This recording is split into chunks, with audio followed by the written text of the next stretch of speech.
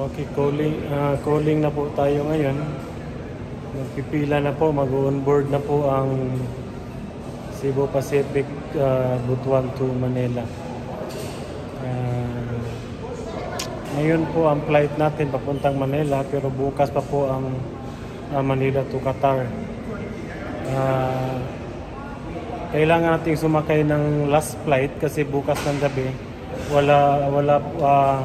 bukas ng umaga hindi tayo makahabol sa flight natin pa Qatar kung bukas pa tayo luluwas.